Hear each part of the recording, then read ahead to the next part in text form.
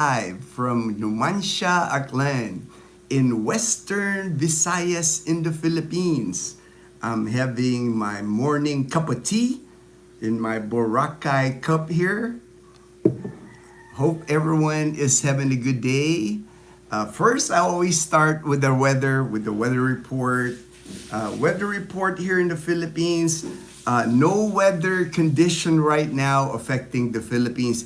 Just the regular habagat, the southwest monsoon that's been going on for the past couple of months now. Probably this will be the last month probably of the monsoon or habagat season here that causes rain, just a normal rain like most of the time like in the evening time or late in the afternoon. It says here Palawan, cloudy skies with scattered rains and thunderstorms. And then Metro Manila and the rest of the country, partly cloudy to cloudy skies with isolated rain showers or thunderstorms. But today I woke up this morning, nice sunrise here in our area of Numancia. But there is a possible two typhoons that are coming into the PAR, the Philippine Area of Responsibility. Next week, they're predicting that two typhoons. One, they're gonna call it, if it enters the PAR, the Philippine Area of Responsibility, they're gonna name it Quedan, Quedan, and then the second one, they're gonna call it Ramil, Ramil. So those two will be like the 17th and 18th weather or typhoons this year. Usually we get about 18 to 20 a year. So we're right there with if Ramil comes in, the second one next week, we're gonna hit 18 for the year already, and we're only in October. We're on the bucket for typhoons here all the way to December. Anytime October, November, December, we are here. We're still gonna be able to be hit by a typhoon, so we're not out of it yet. Good morning, Vegasville. Good morning, Fortune. Hey, good morning, good AM. Fortune, Ginno fam, and the Panay Posse. All right, the Panay Posse. Back home, yes, back home in Numancia, Aklan. We left Iloilo City. We made our last pit stop. We always make a pit stop at SNR. Bought a bunch of stuff, of course, at SNR. We don't go to SNR maybe, once every 2 months. So when we're there, we're buying like giant laundry soap, buying things that we need. Oh, there's Chloe. Chloe's actually coming down to go use the bathroom. So I'm going to let Chloe outside. Hold on, guys. All right, Chloe. So Chloe, when I let her out, she'll just go outside, and usually she'll bark once for time to come in. Time to come in when she barks once. And in the news, there are some things that I saw that are in the news. Of course, I'm keeping an eye on baseball. I guess Toronto, I'm looking at right here, Toronto is up on the Yankees. It's the start of the division series. And Toronto, let's see the score here. Toronto 6, Yankees 1. I'm waiting for the Dodgers game. I'm a big Dodger fan. That's why I start the live stream a little early today. That way I can catch the Dodger game here next. As far as the news in the Philippines, I did something caught my eye right there. It says Italian businessman in Iloilo City arrested for multiple cases. So there's this Italian businessman in Iloilo City. He was running a business illegally, and also he had an expired visa. So that's not a good thing. You don't want to be expiring on your visa here in the Philippines. And I think he had a domestic issue with his Filipina girlfriend. So he's in hot water. Definitely not a good thing when you're on any kind of visa here to be doing anything anything bad. The other thing I did see, 500 families lost homes to fires in Davao and Cagayan de Oro cities. My prayers go out to all the people affected by those fires. 500 families affected by fires in Davao and Cagayan de Oro cities. It's just hard here. The Philippines seems like we can't get a break between the earthquake in Cebu. My prayers go out to all the families affected by that and the damage. More and more information on the Cebu earthquake. More and more, I'm watching more and more videos of the damage. It's coming out now. It didn't initially come out in the beginning. You see tidbits of it, but now really extensive damage in Cebu area for the earthquake. Again, my thoughts and prayers go out. It's just unfortunate, the Philippines, we got earthquakes, we got fires now, we got typhoons. We just can't seem to get a break. But that's just how it is. Like I've mentioned before, there's a lot of those things you have to consider that when you're moving here to the Philippines.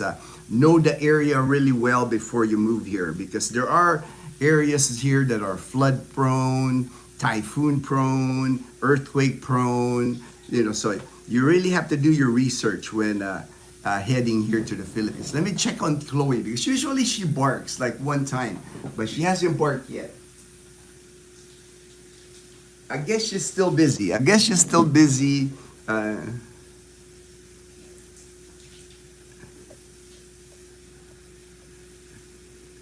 Good day, Vegas Will. The Yankees is cheese. All right, shortstop. All right. I did not know that. All right. I'm sure you guys are rooting for the Yankees. Good morning, Fortune. Lowell. Good morning, Lowell from Oregon, my good friend in Oregon. God bless, my friend. Howdy, Ginno. Alan, my good friend in Texas. All right. Oh, there it is. A one bark. You heard the one bark. That's Chloe's signal to me that she's done when she does the one bark. Maayong aga from Park Home Subdivision in Andagaw, Calibo. That my good friend Ruben. He's in Calibo now. He's been in Calibo since January. So, he's one of the locals now. Ruben, my good friend from San Diego, originally in Hawaii, now living in Calibo for like the last 10 months now. A local Aklanon now. Good morning, Ruben. Good morning, my friend. You remind me of, hey, you're not the only one that tells me that. I might have to get a picture taken someday with Gustavo Fring, because you're not the only one that tells me I look like Gustavo Fring. I'm a big Breaking Bad fan, so it's like that's a compliment to me. It's like I love Breaking Bad. One of my favorite shows ever. Probably second to The Sopranos. I love Sopranos, maybe Breaking Bad second. Cebu installed a new Roman Catholic Archbishop. September 30, morning and evening earthquake. Yeah, it's just, unfortunate with the earthquakes, but hopefully we'll, again, my prayer, we had a lot of people that died during that, that's like horrible for the people affected by that. Again, my prayers go out to them, hopefully we get Cebu City back to on its feet. Oh, there's Dazzle. She woke up early. Dazzle woke up early. Do Texans eat barbecue brisket weekly? Well, I miss brisket, man. That's one of the food I miss in Texas. I lived in Texas before. I'm not from Texas, but I did live in Texas while I was stationed at Brooks Air Force Base in San Antonio, Texas. Because I made a comment one time. I said, I lived in Texas, and someone, you're not from Texas. And I'm like, I didn't say I'm from Texas. I just said I lived there, I was in the military, so I lived in a lot of places in the United States. Volpe father is Italian descent, mother is Pinay. Oh, wow. Thank you for that information, Fortune. I did not know that. Fortune, I remember when lightning struck the Vatican when France. was chosen. Wow, wow, man. I didn't know that, man. I didn't know that, James. Good morning, by the way. Good morning, James. James and Karen Adventures, my good friends in Balete, Aklan. Dooney, brisket and beef is getting too expensive. I bet now beef is not cheap, right? Coincidence, James. Good day, James and Karen. Just done watching your 1 hour. All right, all right. I've been doing laundry. I ended up doing laundry because this morning I got woken up early. Usually I'm up like at 4:30. This morning I got woken up at 3 a.m. And of all things, I got woken up by a rooster. You know, it's like I've been living in this house for 9 years, and rarely do I ever hear a rooster in our neighborhood.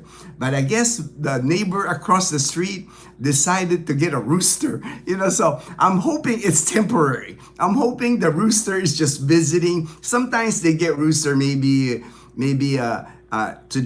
today's Sunday. Today's big cockfighting day here in Numancia. We have a big time arena here in Numancia. I'm hoping that's the case. I'm hoping this rooster is not a resident now. I'm hoping it's not a resident. I'm hoping this rooster is just here because of the big cockfighting day. Sunday is big cockfighting day pretty much in the entire province of Aklan.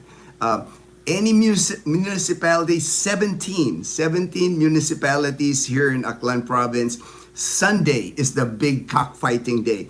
All 17 towns in Aklan province has a big cockfighting arena. And on Sundays, like when everybody walks in there with their roosters, you know. So I'm hoping this rooster, this is only temporary, because we do have rules here in our community. Our HOA do not allow like roosters because, 3 a.m. Come on, man. You know, it's like I was still asleep. That's like the heart of my sleep mode. You know, I don't get up to like 4:30, but it's all good. It's all good. Hopefully, like I said, it's only temporary. Sponsored? I'm not sponsored by anybody. I wish I was sponsored by Wendy's, but I'm not sponsored by Wendy's. Wendy's was one of the fast food chains in the United States that I did part-time work when I was in high school. I worked for Wendy's, so I've always kind of, I've worked for Taco Bell and Wendy's. So those are two places that I always like. I guess I like wearing it. Reminds me of my time. Working for them. Ginno, is Wendy's breakfast? I was. Thank you for, see, Fortune watches the live stream, so he knows. When I worked at Wendy's, I was the breakfast guy. I was like, I could make breakfast sandwiches, the eggs, I would crack eggs. I mean, when you're like the line guy to make the breakfast, you're in charge of a lot of stuff. The biscuit, everything is frozen except for the eggs. You have to cook the eggs like from the, crack an egg and then cook it. But a lot of time, I remember like the hash brown, even like the biscuit, everything was frozen, but we had to cook it fast. Everything was like when you put it on the grill or you put it on the cooker, there's always a timer of all. Like you press the timer, 5 minutes, 4 minutes, and it'll beep. So when you're like the cook, when you're like the one cooking all that stuff, man, you gotta be fast, because it's like next thing you know, it's beeping here. Bacon. We used to have these big trays, and we would put it on the oven, and you time it. I think it's 8 minutes for the bacon, and we go through bacon. I mean, we go through like racks of bacon, and when you cook it, you have these tongs, and then you put it on the metal rack to like cool it off some. I even have a burn mark here. That's from my Wendy's scar because I rubbed against the tray and it's like scalded me or like on my arm. So that's my souvenir from Wendy's. So my proof that I was like my battle scar from Wendy's. If it didn't coincide with other doctrinal changes, maybe. All right, James. Good morning, James. Met another blogger. I saw it, man. I saw that. I liked it earlier, man. I saw that in a fruit stand in Balete. Saw that guy. What did he say? His name was James. Hope that rooster loses. I hope that rooster loses. I'm not gonna, it's like, I'm sure my neighbor is like rooting for that rooster to win, but it's like, it's all good, Hopefully, like I said, hopefully he's like just a visitor, If he stays, I'm gonna have to like report it to the HOA, unfortunately, because one of the things I enjoy in our neighborhood is not having roosters. I don't mind the boss rooster because he visits. I can like shoo him away. If he gets to the vacant lot right here, I can just shoo him away. And usually the boss rooster heads towards the gate. Vloggers in the Philippines are becoming like, oh yes, Alan. Vloggers, just like the Philippines, I think out of all the countries in the world, we're like the vlogger capital of the world. There's just a lot of vloggers here because there's a lot to talk about. There's a lot of interest in the Philippines. And then Filipinos themselves, they just love YouTube. They love Facebook. They love YouTube.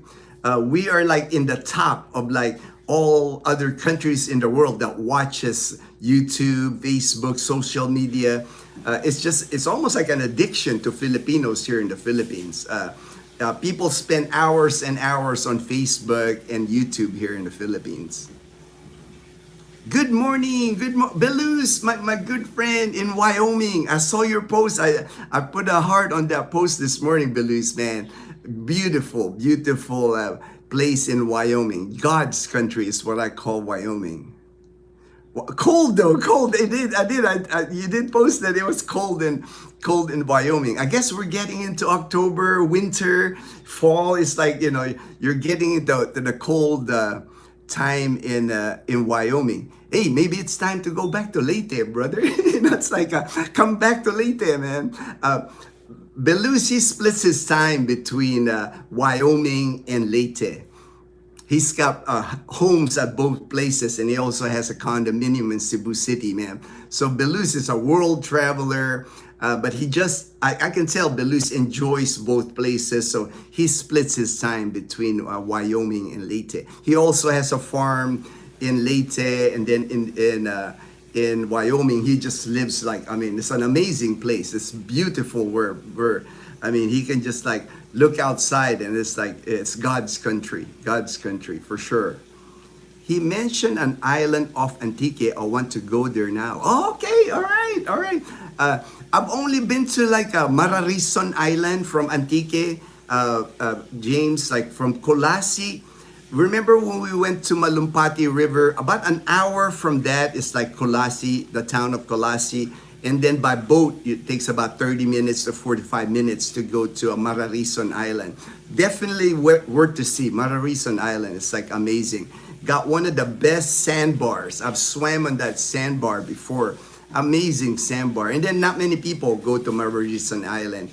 You can even hike to the top of Mararison Island, and it's like an amazing 360-degree view of everything. Just beautiful area. But I'm sure there's other islands. There's many islands of Antique province. If the rooster stays, Edna, right? Edna's one of the board of directors.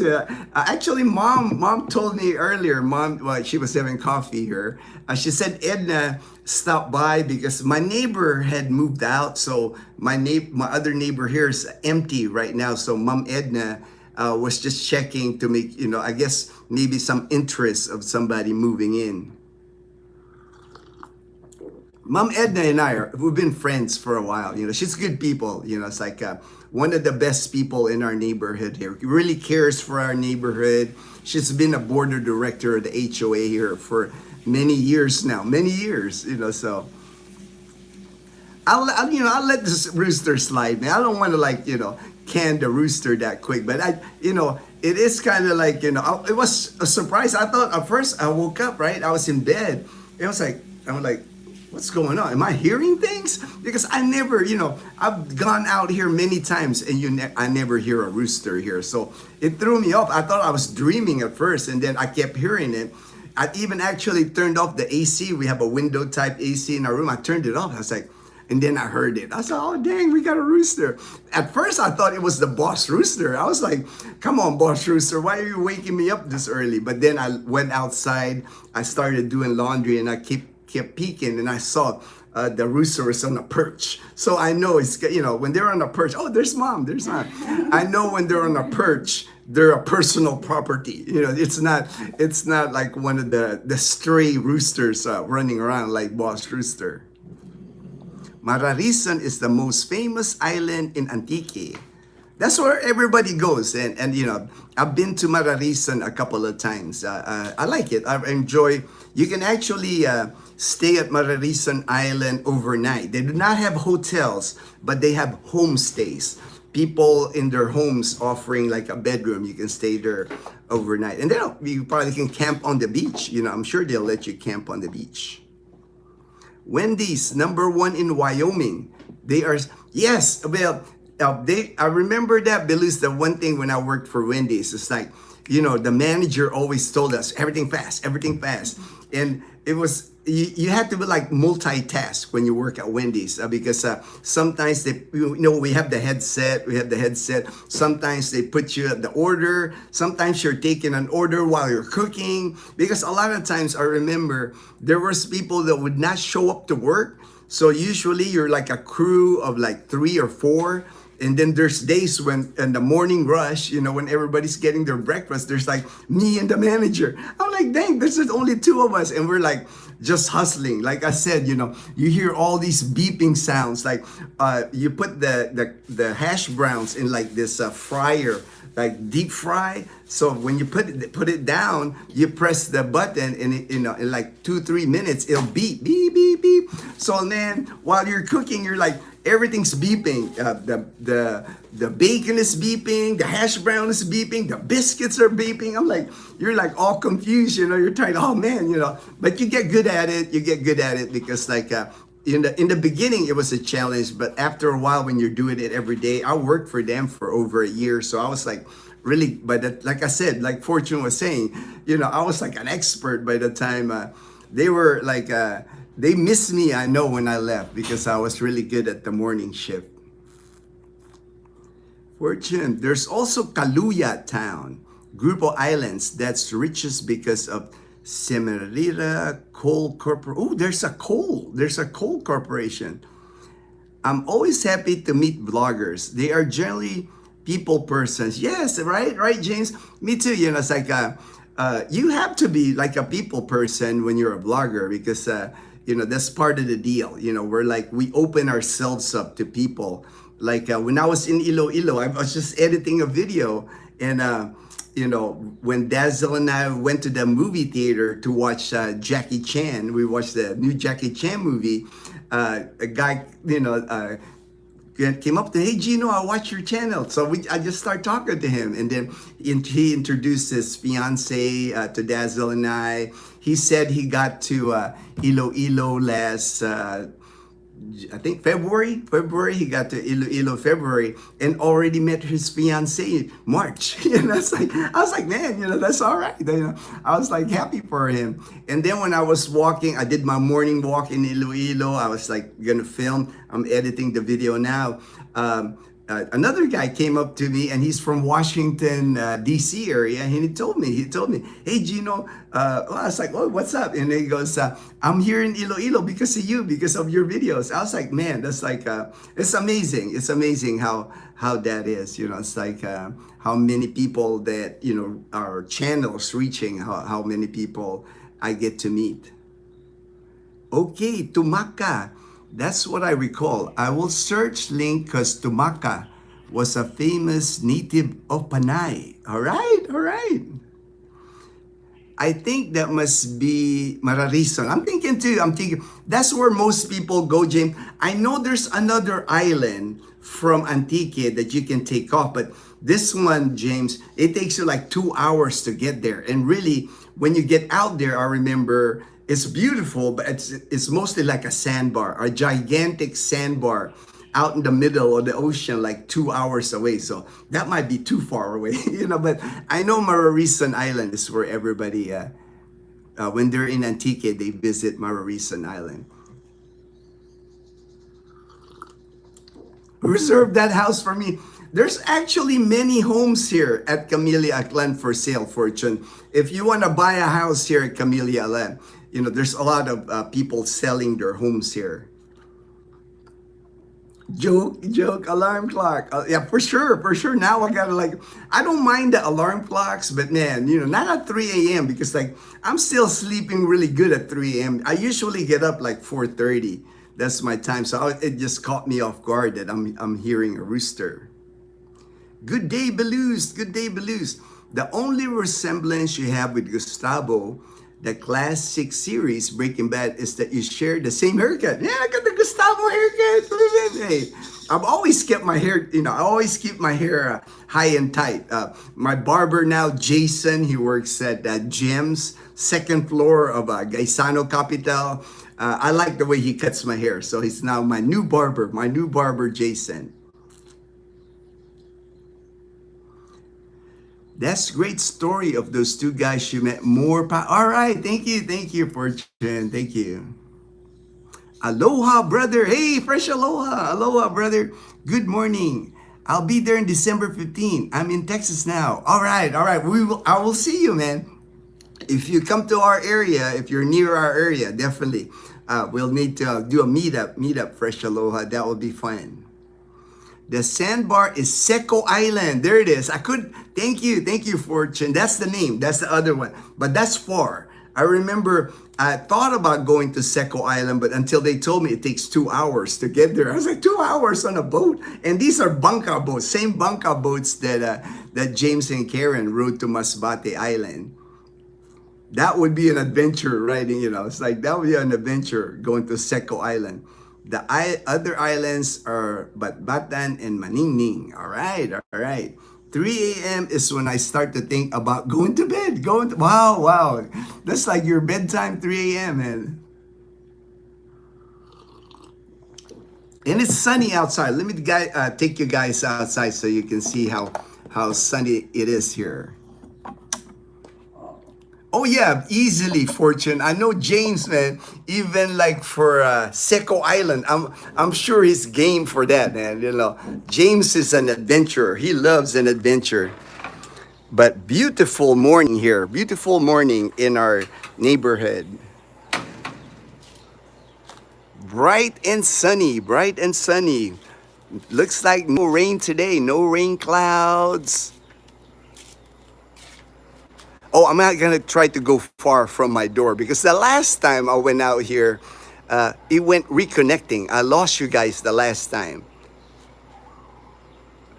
I don't hear the rooster now, but I'm sure he'll make noise. I mean, he must be sleeping now. He woke me up at 3 a.m., but I bet you he's sleeping now. Or maybe getting ready for his big fight day at the Cockpit Arena here in Numancia, Aklan.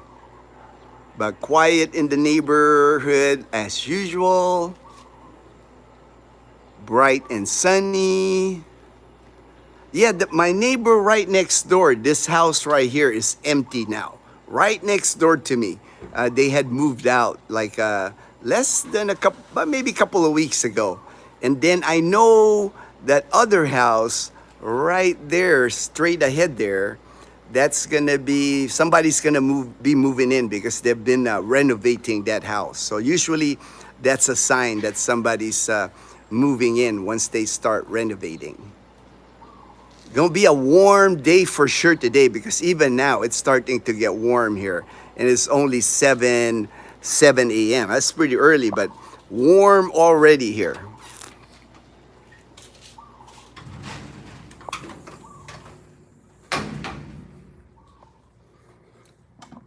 I'm just waiting for the Dodger game.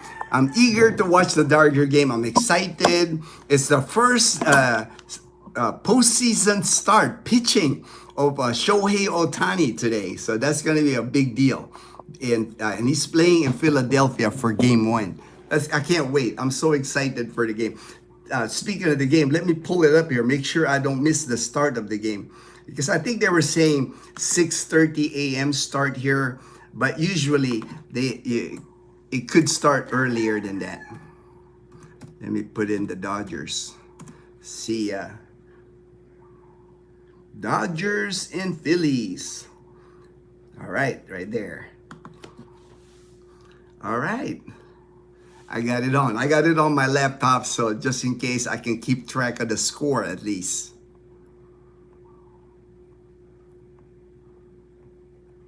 Fortune, James and Karen's can do that. Oh yeah, like easy. Man, that's easy for James to travel. He's an adventurer, man. James is planning so many things, going to so many places, not just the Philippines. He's even planning to go abroad even. You really haven't. Very quiet. Yes, that's what I'm saying.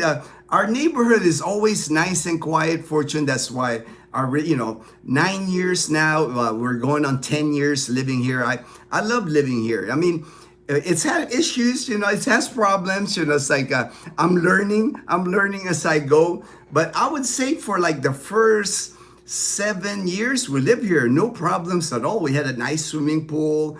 Now, the issues we're having now, a lot of it is like HOA related. People weren't paying their HOA dues, but now they're the new board members now. They're doing a good job collecting now. So I think we're collecting more money now for our HOA. So good things. I'm expecting good things to happen.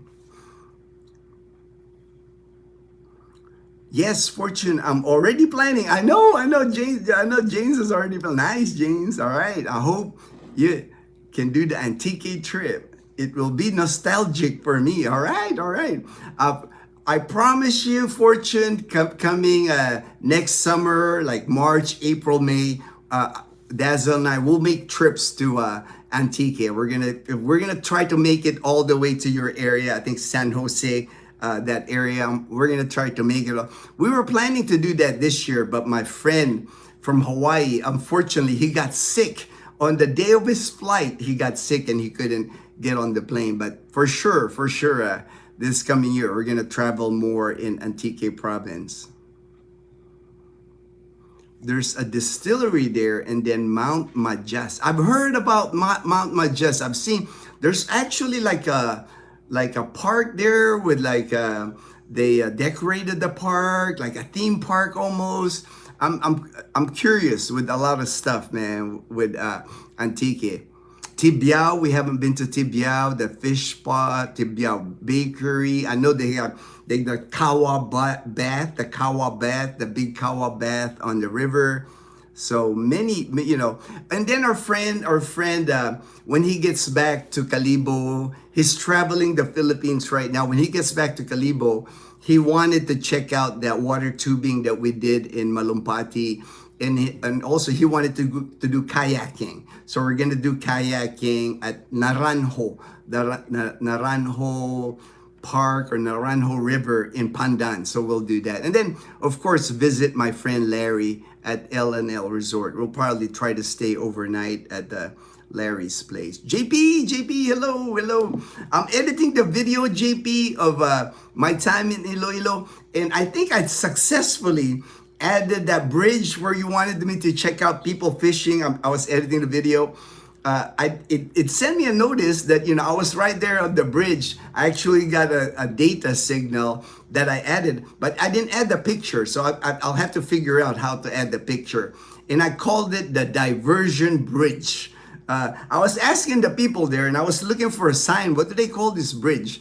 But to me, if I say diversion bridge, people will know because there's only one bridge at the diversion road. So that's the one, so I named it Diversion Bridge Iloilo City.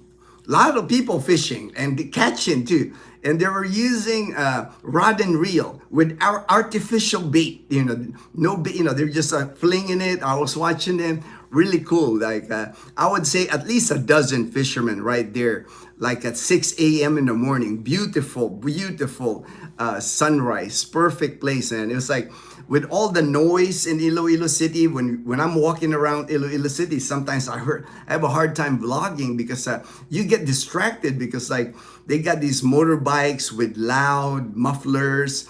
You got jeepneys, like smoke, like, black smoke hitting you. Just the noise of the city, it's like, I don't mind it.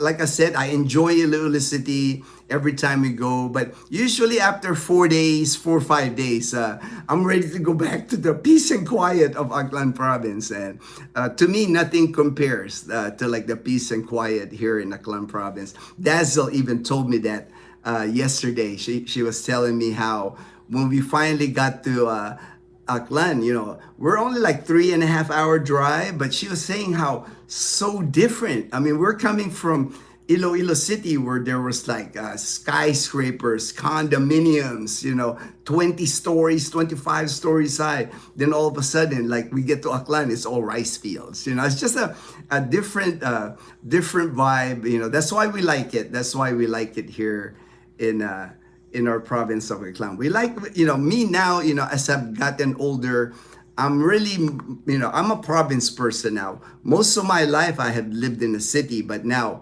I can say I'm a province person now. I prefer the province now. I prefer like the peace and quiet of the province.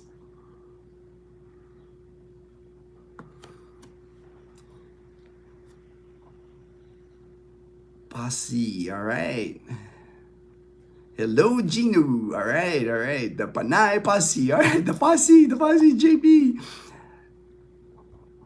LGBT forbid. Oh, I didn't know that. Thank you for that info. I didn't know that was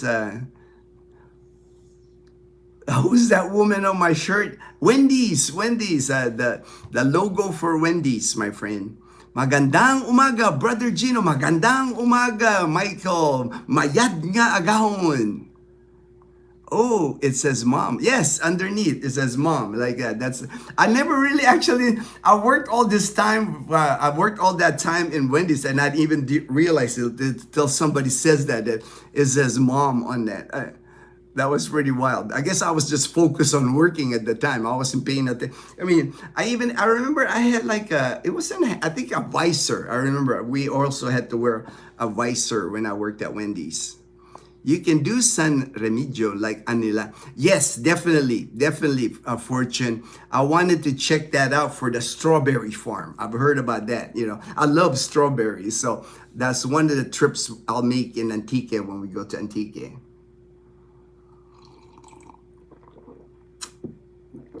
Oh, nice, Jace. Hamtik. I've never been there. I've never been Hamtik. Awesome, man. I can't wait to watch that video, James. I heard Hamtik is like a mountainous area, if I'm correct, so that will be awesome, man. Like on your motorbike, that would be so cool, man. That'd be so cool. I can't wait till you vlog that, James. When the 10 Bornean Datus arrived in Panay, their leader, Datu Puti. Oh, Datu Puti. That's the vinegar. That's the vinegar and soy sauce. Datu Puti. All right. Created the Confederation of Madjas. All right, man. Thank you for that, man. That is so cool, Fortune. I love you being on the channel, man. You're like my historian, my info of the Philippines. I love it, man. I love it. Thank you so much, Fortune, for all you do. JPJ and Fortune. Hamtik is next down south after the capital, San Jose. That I know. I've been researching San Jose. They have like that nice seawall right on the ocean. It's like I've been watching videos of the area, and not many have vlogged it. It's like when you check YouTube, like San Jose Antique, there's not many. The vlogs that I've watched are older too, so it'd be nice to like vlog that area. I'm sure James will hit that area too and vlog that, but I'll vlog it when we make it there next year. Good day, JP. Where is Lamb Chop? Lamb Chop is still sleeping. JP, Lamb Chop is still sleeping. She was happy yesterday because when we got home from SNR, we bought her a bunch of stuff. She got like a 6-pack of Snapple. It's like she loves Snapple, so she was like all excited. She's never had the flavor that we got. I think Snapple kiwi flavor, and she was all. I mean, the minute we walked in, she grabbed the Snapple. One of it, it was a 6-pack that we bought. She already opened it. I said, man, that's still warm. She put ice, but she was like all happy to see the Snapple. And Cheetos. She got Cheetos.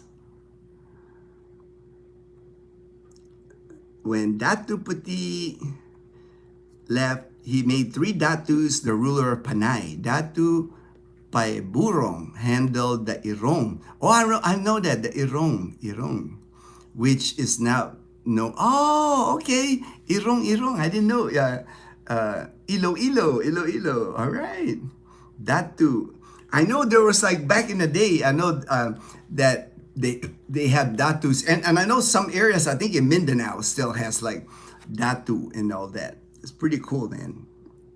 Mike and Venus, hello from Cavite. Hello, Mike. Hello, Mike and Venus. Don't use up all the fun before I get there. I want to have something. No worries, JP. Like I said, JP, when you get here, I will take you around. Any place you want to hit in Aklan Province, Panay Island, we will do it. We will do it. May 4th is Fiesta in Hamtik. When I go there, you can eat from how. Yes, same thing here, Fortune. During Ati-Atihan, that's kind of fiesta in Calibo for Ati-Atihan in January.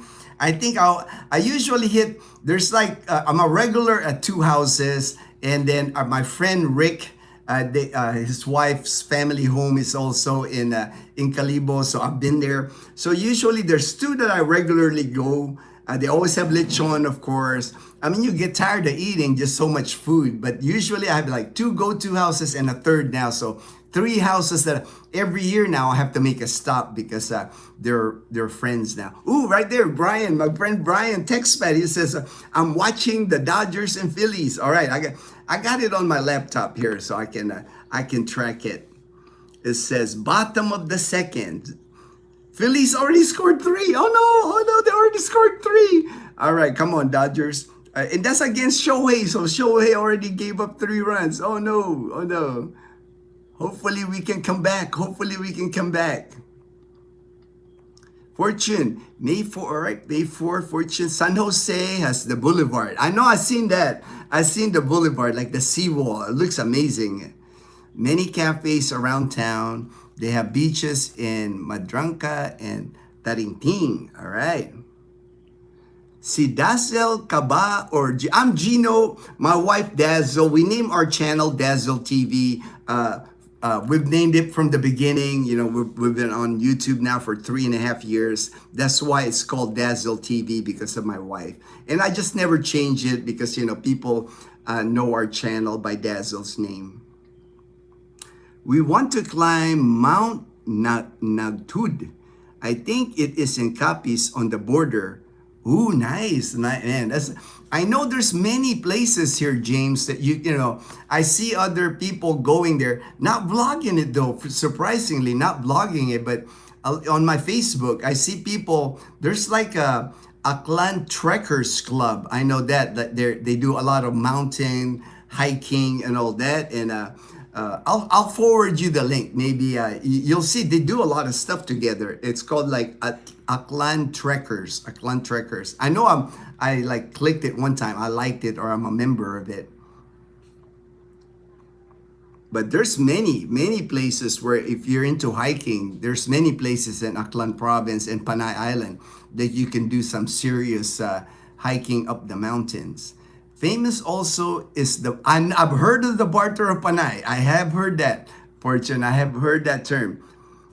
When Malay and Datus arrived, Panay was ruled by the Atis, hence Ati-Atihan, led by King Maricudo and Queen Maniwangliwan. The barter, the Datus offered the king. Ooh, wow. A golden salakot. Yeah, I see that. I see that golden salakot in Calibo, man. That's like a landmark here in Calibo, the golden salakot. And a queen, a golden comb. Hence, the Datus got the lowlands and the Atis moved to the mountains. Then the Datus created the basic unit called barangay. Oh, man, thank you. Thank you for the history lesson, Fortune. Love that, brother. I love that. Thanks, Ginno. All right, James. In Antique, they have what they call the triple peaks. You can hike for days. Oh, I believe it, man. Like I said, that group, the Aklan Trekkers, man, I just see them post stuff on Facebook, and they go to like amazing And the trails here, the thing that I did notice, the trails here in the Philippines, they're not like if you go hiking in the US. I did a lot of hiking in the US. But most of the time when you hike in the US, you got paths that you follow. There's actually park rangers that make sure the paths are like passable. They'll inform you if there's a landslide that you can't pass that day. Here in the Philippines, man, it's just like rugged. It's like some of the paths that these people are going through are like rough with like tall grass. It's like you really have to be an adventurer to go hiking here. There's no park rangers here in the Philippines that make sure that the paths are good and all that. That's why in the past, you just gotta be careful. Probably advisable to hire a guide that somebody know their way. Because I can't remember if it was last year or the year before, here in the Philippines, there was like foreigner hikers that got lost and they had to like do a search party for them and all that because they didn't have a guide. It's like I would not want to go out hiking on the mountains here in the Philippines, even here in Panay Island, without a guide. You have to have a guide. Because it's not like the paths here are well like you know where the paths are. It's not like that here. If you're an adventurer, and I know James is an adventurer, man, it's like you're really just climbing in the mountains and like looking at the top of the mountain and just going for it, so there's not like really marked pathways. Yes, a lot of times you create your own path to get to the top of the mountains here, but it's an adventure. It's like you're out there in the mountains here.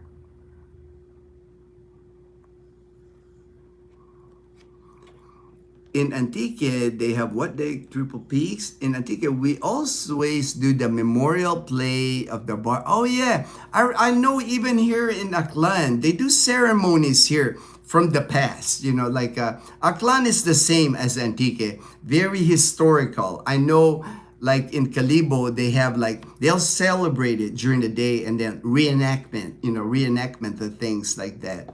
Like the 19 martyrs of Aklan, they always have a day designated for like the 19 martyrs of Aklan. The San Jose main grandstand of the plaza fronting the Capitol, the roof is made of golden salakot. Same thing here in Calibo, they have a golden salakot by the Jollibee. By the Jollibee. It has the welcome to Calibo sign, big salakot. Salakot is a hat. Like it's a hat with like a pointy thing, it's like that you wear here in the Philippines. My friend text that is like messaging me about the game. So we're behind. Top of the third. So the Dodgers are batting now, but we're behind 3-0. So we got to rally. We got to get our rally caps, man. Rally caps. Today I did have a topic, but man, I didn't forward my topic here. So let me get my train of thought here. Maybe I can remember what my topic was going to be today. The name Antique came from Hantik, which is the name for ants there, then evolved into Antique. Oh, ants! I didn't know that. Thank you, man. I did that. So James Hantik Town was the original Antique. Oh, okay. And that's pretty cool. Like a sombrero. Yes, JP, like a sombrero. It's worn, I guess, back in the day, the salakot was like a popular headgear here in the Philippines. Yes, JP, somehow. All right. Let me see if I can just look through my, I do not want to like flip the screen here because I have notes. I had notes on my man, I can't think of the topic that I had for today, unfortunately. I do not want to mess this up though, because I want to be careful. Like, I do not want to lose you guys. Hopefully it kept going. Yeah, I'm not going to mess with it. I had my topic on my phone, so I'm not going to mess with it because I might lose you guys. I'll just keep it like this. I'll just do a topic tomorrow. I'll do that same topic. I'm distracted because of the Dodger game. Spanish influences in the Americas. Yes. the Spanish, they were here for over 300 years. Like, when Magellan came, and, it's like discovered the Philippines. We had Spanish rule here in the Philippines from like the 1500s, all the way to 1898. So over 300 years of Spanish rule here. Lots of influences. So, a lot of our last names come from Spanish. Streets, churches, everything. Everything is so much remnants of the Spanish rule here in the Philippines. When I was an ROTC cadet in UP Diliman, I was in the Radillo Marching Battalion. Our headgears were ginit cap, and another was a salakot. Another salakot, all right. Rayadillo is the Katipunan. Oh, wow, all right. I did, that is cool, man. That is cool. James and Karen, Fortune, that is really interesting. Thanks. 1989 to 91. That was the years I was stationed at Clark Air Base. I was actually in the military already during that time. I was a staff sergeant already in the United States Air Force those years, stationed in Angeles City when Clark Air Base used to be a United States military base. One of the biggest bases overseas at the time in the whole Air Force. That's how gigantic base, Clark Air Base in Angeles City. Now it's like, I think they call it Clark City now. A lot of retirees from Korea. Live inside Clark City now. Casinos. There's like several casinos. I guess the Koreans, they love casinos, so they built many casinos inside the old Clark Air Base. That was a beautiful base. I was like, I loved being stationed. I mean, we had like horse stables, James. I mean, they have horse stables inside the base. We actually have a security forces, United States Air Force security forces on horseback. Man, that was like the coolest thing, right? It was like not many of those. So these security police at Clark at the time, they were riding around Clark, riding around inside the base on horseback. Man, that was just like awesome. Clark was just a unique experience. Very memorable experience for me. And I know for many people, many United States military people that were assigned at Clark Air Base in the Philippines, also Subic Naval Base in Olongapo City, and the other bases. Those weren't the only bases in the Philippines back in the day.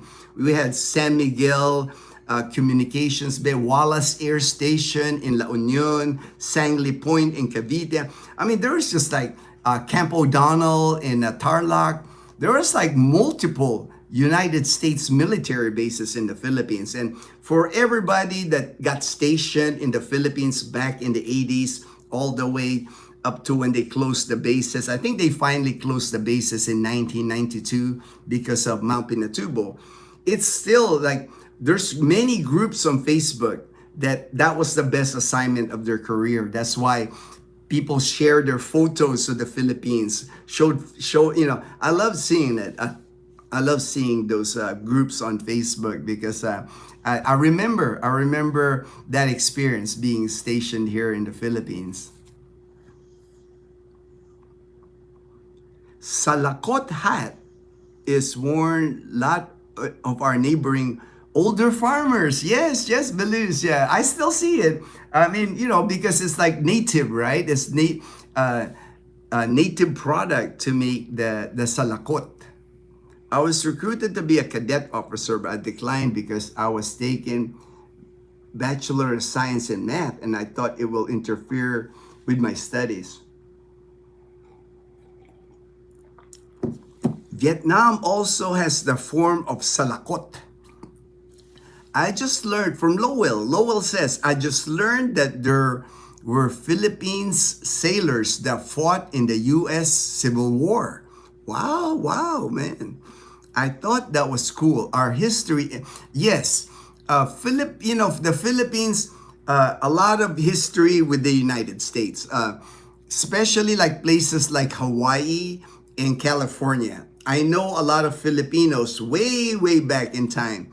They migrated to Hawaii and then migrated to California because Filipinos are good farmers, and that was what Hawaii needed and what California needed. That's why many migrated to the U.S. as farmers. Belus, like walking into a movie almost. You get 50 harvesters in the mats. All right, right? That's awesome, man. That's awesome. I bet that's quite a sight, Belus. I might need to get a salakot hat for fish. Oh yeah, why not, man? I'm sure we can get you a salakot. I'll start researching that salakot, JP. I'm sure we can get you a salakot for fishing. That would be cool. That would be cool. Oh, it won't be insulting. And Filipinos, they get a kick out of everything here, man. Yeah, you'll find this out, JP. Filipinos just like they'll smile when they see you wearing a salakot. They will appreciate that you appreciate the local culture like that. They will like that. They will like that. That would be great, JP. See, Fortune saying not insulting. It's made of native, very durable. And only if it's lucky, only if it's lucky for fishing. If you catch a lot of fish, that's gonna be your lucky salakot, JB. Lucky that I don't know. Ilocanos migrated to Hawaii, the rest to California. Yes, many. Ilocanos is a certain group in the Philippines, usually northern Luzon, like Ilocos region, all the way to Pangasinan region, La Union region, a lot of Ilocanos in that. Even Baguio sometimes has a lot of Ilocanos. And Ilocanos are known for being good farmers because like in northern Luzon, some of the hardest places, I think, to do farming, just because of the weather that they get there. They get a lot of typhoons, If you're a farmer in that area, man, you can farm anywhere. You can farm anywhere in the Philippines if you're a farmer in the northern Luzon. That's why a lot of the Ilocanos here migrated to Hawaii and California. Good farm. A lot of Cebuanos too. I know, Fortune, from Cebu. Migrated to Hawaii also. A lot of Filipinos just migrated to Hawaii and then to the United States to farm. That's why when you go to Hawaii, it's like half of Hawaii seems like Filipinos or Filipino blood in them. It's like there's so many Filipinos in Hawaii. I wish USA would have invested in the Philippines after World War II, like they did with Japan and Europe. Yes, I mean, they kind of did, JP, because the military bases here in the Philippines, they stayed in the Philippines all the way to 1992, and they were actually trying to renew the lease. It was like a 99-year. They were trying to renew, but it failed in the Philippine Congress by one vote. One vote, eliminated the bases here in the Philippines, the United States military bases. So there's always been a big presence of military forces up to 1992 here in the Philippines. And military aid, economic aid, that's always been given to the Philippines from the U.S. Unfortunately, here in the Philippines, if they use some of that money invested wisely, we could have moved up like Japan here in the Philippines. But the thing here, that the problem, it's always been the case here. Nothing new. Most Filipinos know this. Like ever since I was born, the problem in the Philippines is just corruption. Corruption is just hard to defeat. Hard to defeat here in the Philippines. And it's not just big when the Americans said it goes way back to the Spanish colonial times here in the Philippines. That culture of corruption, the Spanish brought that here. So it's almost ingrained in every portion of society in the Philippines, from the barangay, from the city, the town, the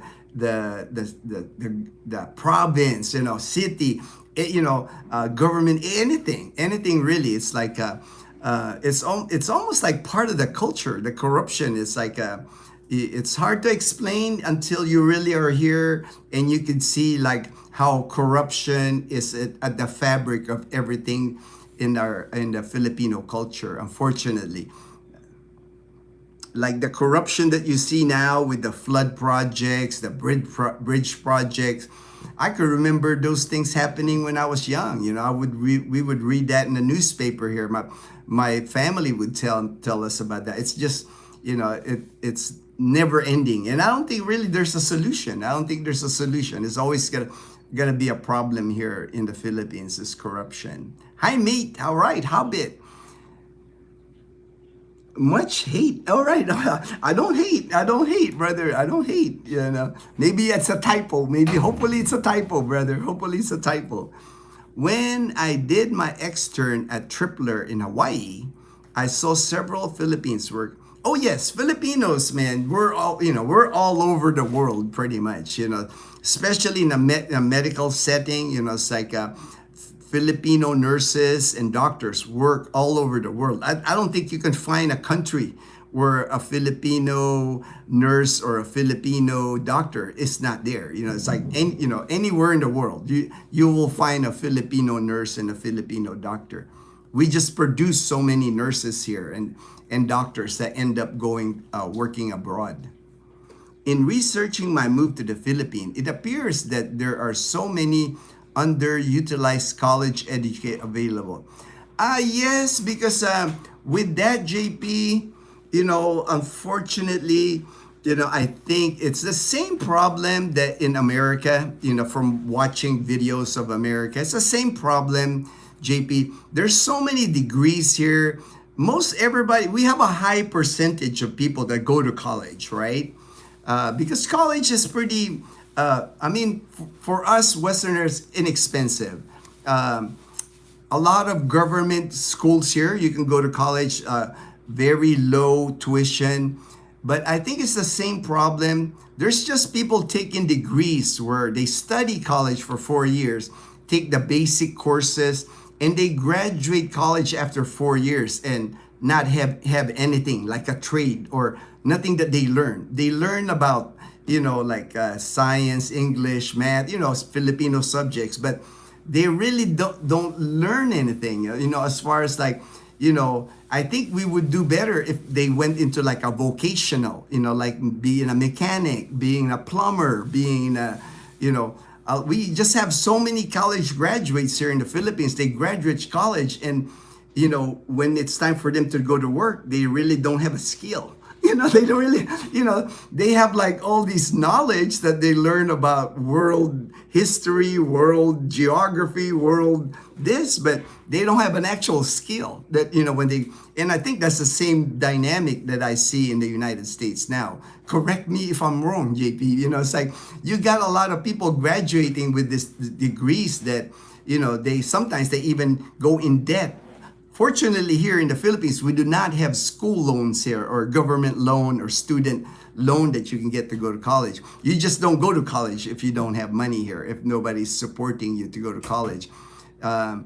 More and more, you know, that, you know, are just, you know, of course, nursing, like I said, that's the biggest thing that, and seaman, being in a merchant marine, those are like the two, here in our province anyway, two popular courses that they go through. But a lot of the other courses that they go through here, it's like they don't really earn anything. Like, you know, they get the degree when they graduate, but when they apply for a job, you know, they end up working at McDonald's or Jollibee. Nothing wrong with working at Jollibee or McDonald's, but, you know, after a 4-year college degree, you would think they would work somewhere else. I know my classmates that I graduated with, because they studied, like we graduated with a information management degree. They know how to code.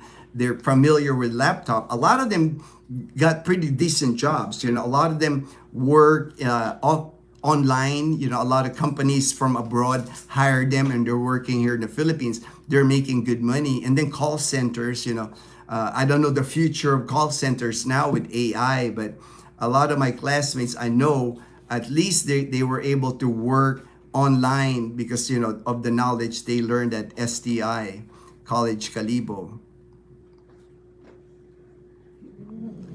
JP, there is corruption everywhere. Yes, JP, I agree. But I think once you move here, JP, once you understand the culture, you're just gonna realize it's just so prevalent and like nothing like you see corruption in America. I saw corruption in America, but here in the Philippines, it's just another level because, like I said, it's every layer of. From the barangay, from the town, from the city, from the province. It's just like it's rampant, very rampant corruption. True, I think maybe it's a bit more open there. I think maybe open there. I'm not Nigerian. I'm not Nigerian. Some guy called me a Nigerian. Nothing wrong with being a Nigerian. It's like Bongbong is part of the problem. He's doing little Filipino. Yeah, I don't get into politics. I don't I'm not an expert. I'm not an expert with Filipino politics or anything like that. But I do know I was born and raised in Manila. When I left for the United States, I lived in the United States for 30 years plus. And then, all my life, I've been exposed to like life in the Philippines, like the news in the Philippines and all that. There's always been corruption in the Philippines, unfortunately. And I don't think there's really a solution to that because especially now with like fake news, media, they play each other. Same dynamic in the US, with Republicans and Democrats. Same thing here in the Philippines that happens. You don't know who to believe. You don't know who to believe. You can go to school here from preschool to college for free. All government school. Yes.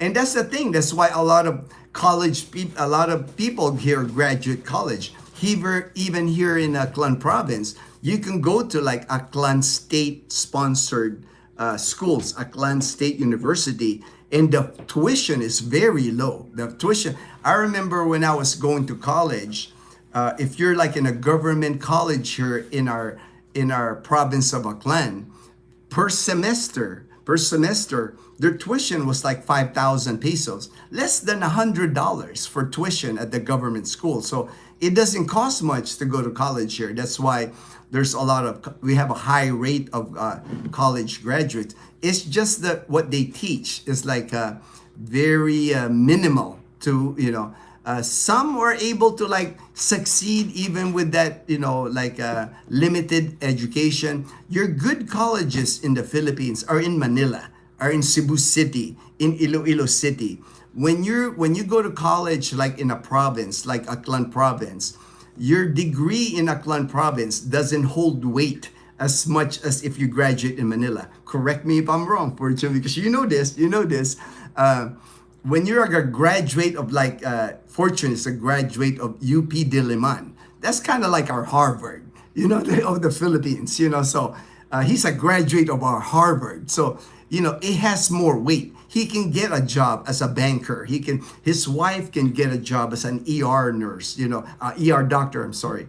But here in the province, when you graduate from a province, I'm trying to compare it in the US.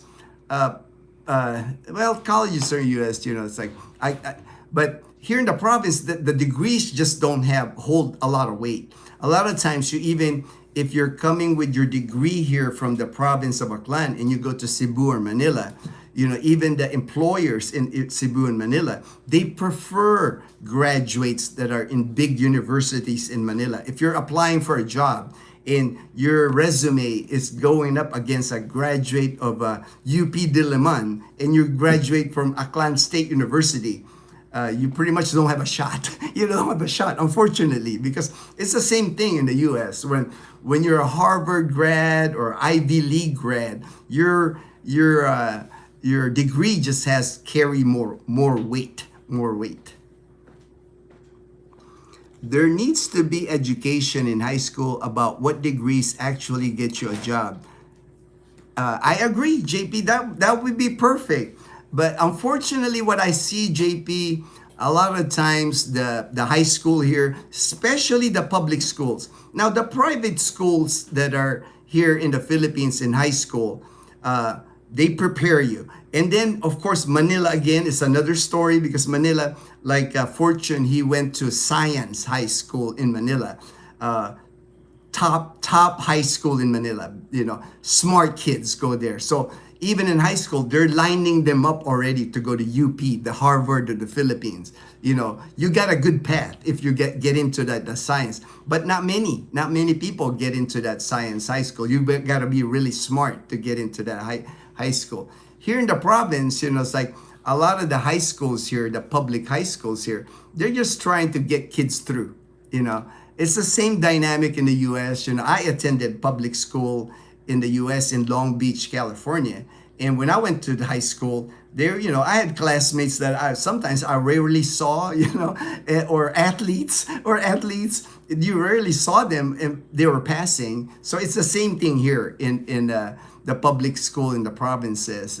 They just pass kids, as long as the kids attending school, showing up every day, they'll pass them, because no need to hold them back, because it's another cost for the government. Like I said, unfortunately, JP, not a lot of like trying to guide them. I don't even hear of like guidance counselors here at the public school. Somebody like talking to you, hey, you're a senior now, you're a junior now, you're a senior now, talking to you about your pathway to college. They don't even have that, because that's another person that the government have to hire here. Public schools are funded by the government of the Philippines, and low budget, the government, the Philippines, not a high budget for the public schools here. All right, Mom. All right, Mom. Mama's heading out. Too many people wasting their money taking tourism management courses. Thank you. Southern Cal Benny. I'm not gonna say it's a total waste. At least they are getting educated, but like Southern Cal Benny, too many kids. A lot of times here, tourism students got a bad rep. Even in our school, even STI College Calibo, because a lot of tourism students, they wear like that uniform to be like a flight attendant. A lot of times tourism students have a tendency, it's all about their looks, or they participate in pageants and stuff, but you graduate with a tourism degree after 4 years. What kind of job will you get with tourism degree? I mean, in Boracay, most of the tour guides that I know in Boracay didn't go to college. Most of them are just local. It's like I don't think you really need you need a degree to be like a tourist guide. Just me. That I'm thinking. But too many courses like that really, like after 4 years you graduate and you're holding a degree that you can't use to get good employment. Yes, JP, career workshop, planning and management. Yeah, what Fortune is saying, like again, if you're in Manila, if you're like Manila, probably Cebu City, Iloilo City, you're in a big city, there's many pathways to go to like a good, the colleges in Manila, I know UP is government, so it's free because the smart kids go there. But like the private colleges in Manila, they're not cheap. They're not cheap. If you got to go to like De La Salle University, Ateneo, or Letron College, you're talking like the tuition is like in the hundreds of thousands of pesos. So, it's not affordable for a lot of Filipinos.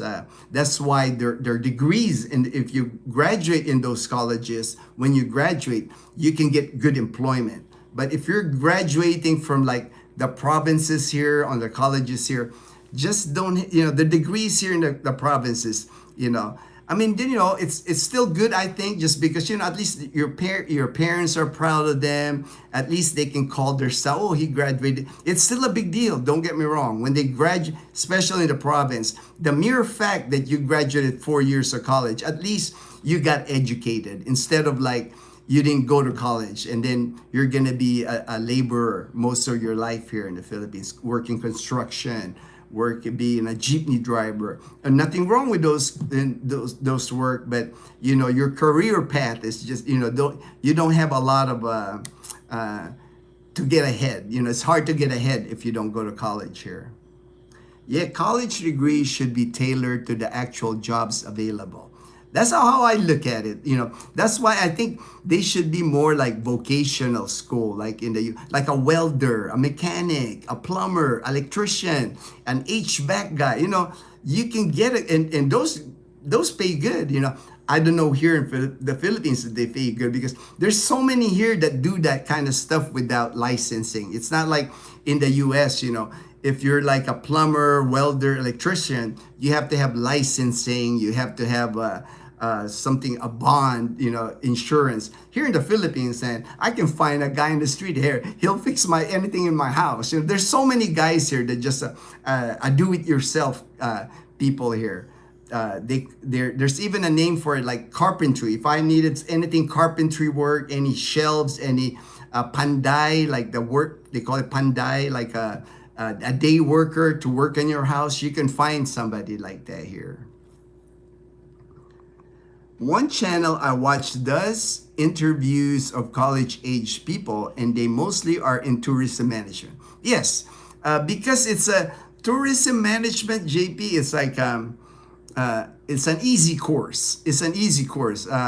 Not a lot of math going on, and like for us, when I took information technology, we're IT. We had computer programming classes. We had physics. We had trigonometry. We had advanced math, advanced science, right? When you're in tourism management course, you don't have to go through that. You don't have to have those advanced math or advanced science classes. A lot of it is like they got courses, like I think they just make up the courses that they study. I saw it at the college at STI college. They'll create like a reception area, and or working behind a desk, as far as like checking people into the airport or checking people into a hotel. Those are the kind of courses. And then they do their OJT, their on-the-job training, usually like senior year. They'll work in Boracay Island. Our school would send them to Boracay Island, and they will work the front desk of a hotel or front desk of like a tour operator in Boracay.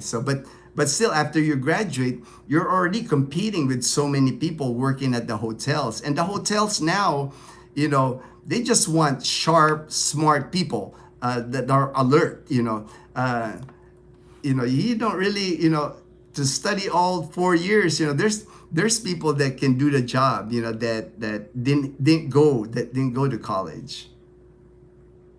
And then a lot of times, the jobs in Boracay, the hotel jobs, the front desk jobs in Boracay, the tourism jobs in Boracay, they don't pay well. They don't pay well. The front desk in Boracay, you're lucky if you're earning 15,000 a month. That's less than $300 a month. And then, here in the Philippines, they can discriminate. They can hire specific, like when they advertise the job here in the Philippines, they can say, looking for somebody 20 to 25 years old, at least 5'4", at least this, they can be specific. I know in the US that's like a no-no. That's like equal opportunity, right? In the US, here they can be specific. And then a lot of times, if you get a hotel job, if you're working the front desk, they're really hiring you for your looks. So once you get older, you'll get replaced by somebody younger. That's what I see. That's what I'm always in Boracay, so I see, it's like, and then the freshly graduate, of course, it'll be cheaper for the hotels, I mean, here, they just can people here left and right. You can get fired here for anything. There's not a lot of like, if you get fired, you can sue the hotel or you can hire somebody to defend you. You get fired here, you're just fired. They're just replacing you with a younger person or a new graduate. I advise parents and students taking the UPCAT. You will be surprised that there are less than a year to take the UPCAT and they still don't know what they want for a career. So they end up getting in. Yeah, I'm sure like Fortune saying, they have workshops, they have seminars in Manila. They just don't have that here, Fortune, in the province. In the province, kids are just like trying to make it, graduate, because for a lot of the kids, when I attended college here and I saw them, they just want to earn a degree, because to them it's already a prideful thing that they're proud that they graduated. Their parents are proud that they graduated. They're not really concerned what job they get when they graduate. It's like they're not lining it up like the person said. It's better if you're working towards like nursing. That's why I'm pushing Leanna to nursing, because I know if she graduates nursing in 4 years, she can get employed at a hospital here in Calibo, hospital here in Panay Island. She can get her experience here, get all her licensing done, 1-2 years, and then apply abroad. I've even seen people that graduated college here and went straight abroad. Didn't even have to get their experience here in the Philippines. I've even seen that. They're recruiting them right off college here in Calibo, because, you always have the smart ones, right? You can kind of tell when they're graduating nursing school and they're like the summa cum laude or cum laude with honors. If I'm a recruiter, I'll be like, I want that one. I want that nurse. I want that nurse. Degree programs, they have no interest. They want tourism management because they want to work in hospitality business or want to be flight attendants, right? Like that's kind of like their thing. It's like, I don't understand. Like, I guess, that's one of the more, with Filipinas, I know flight attendant job is like sought after. It's a big deal if you become a flight attendant here in the Philippines. I know in the US, you don't even have to get a college degree to be a flight attendant. It's like, you can be a flight attendant after like 2-3 months of training. It's like, and then they'll hire you to become a flight. Here, they want you to go to college. They want you to do, like, after you graduate, a tourism job, tourism degree. After your tourism degree, 4-year tourism degree, the airlines actually will also put you into their course. There's actually, after the 4-year tourism degree, if you really want to be a flight attendant, and if you, again, because they discriminate here, you have to be certain height, certain weight. You can go to these places now where you're going to get training. They select you to go to the flight attendant training to become a flight attendant. Fortune, I lectured to some schools on UPCAT planning and strategy, but I do career advising and planning. And mentioned UPCAT. I know you mentioned UPCAT. A lot of people on the viewers here at Fortune probably don't know UPCAT. I don't really know what UPCAT stands for. I know it's some kind of entrance exam to college, I think. So if you don't mind, Fortune, just explain what UPCAT is. UPCAT. Hi, Ginno, subscriber from the... All right, Eddie Jean, thank you. Thank you for your support. Thank you for your support, my friend. Appreciate it. Appreciate the support. Fortune, do you know how much foreigners pay for tuition in the Philippines? That would depend on the school. Depend on the school, JP. Harder for foreigners to... because I tried to go to Aklan State University, a government school. When I moved to the Philippines, JP, I was just a balikbayan. I was not a Philippine citizen yet. So it's a challenge to go into like a government school if you're an American citizen. I tried because I wanted to take veterinary. They had a veterinary school at Aklan State University in Banga, and I tried to apply, but I didn't have all the prerequisites. Like there's a lot of prerequisites when you're still in high school to apply, and I didn't have that because I was in the United States. That's why I just ended up going to STI College Calibo. The private schools, a foreigner can go to any private school. They just want the money. It's like if you have money, you can go. A private school will take you if you want to study here for tuition in the Philippines. But the government run the schools, they just have a lot of requirements that will be pretty hard for the foreigner or to get, because they have like from high school, you're supposed to get like a good conduct and something certificate, and then the transcripts from high school. most foreigners that I know that end up coming in, and there's a lot. There's a lot actually, JP. A lot of foreigners study here in the Philippines for nursing and to become a doctor. Iloilo City is one of the places here in the Philippines where you're talking like people from India, people from China, people from the Middle East, people from Africa. They come to the Philippines to study nursing and they study to become a doctor. That is very popular. There's like, like almost like a medical tourism here for studies here in the Philippines, big here in the Philippines, because the cost, the cost to attend nursing school here and the cost of to become a doctor is a lot cheaper here. And I actually saw a video, Iloilo City. There was even a guy in the U.S. is one that I saw I forgot the name of the video, but he's like from an Ivy League school, and he even says, it's smarter for you to become a doctor in the Philippines, cheaper. You won't incur all the student loan debts to study in Iloilo City instead of the United States. Why don't Honey Badgers, all right.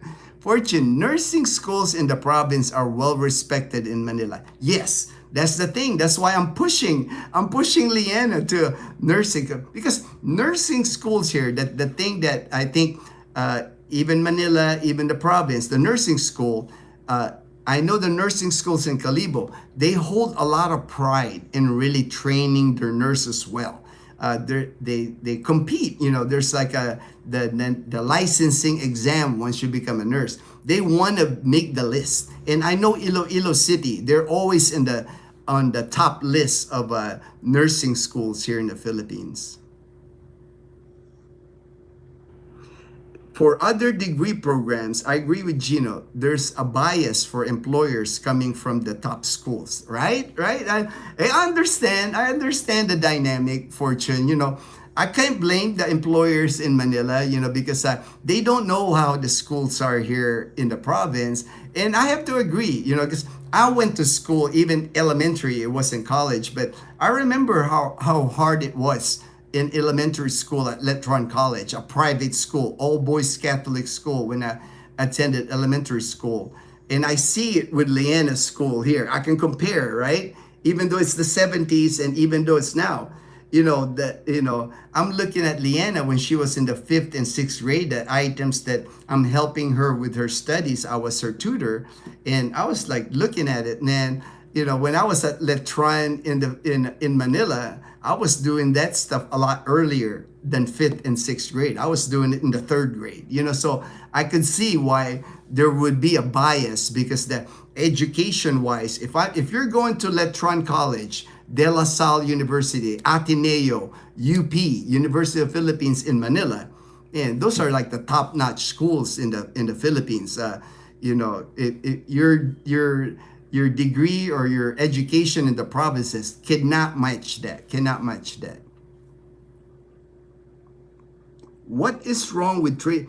Nothing wrong with trade school. That's why I even say vocational school, I think, is the way to go to the Philippines. Maybe another path for for people to succeed here is having like more vocational school, more, graduate from it and know an actual trade instead of graduating with a tourism degree, a 4-year tourism degree, and you don't have a trade. You don't have a skill that you can sell to employers.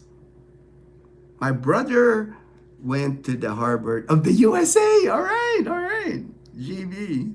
Michael C. Happy Sunday, bro. So far, nice and sunny. Nice and sunny here too, man. It's hot outside now. I can tell it's hot outside. Man, it's going to be a hot day here. Morning and a great, thank you, Michael C. My good friend in Trece, Martires. I love that video of yours, Michael. That a vlogger had made a vlog.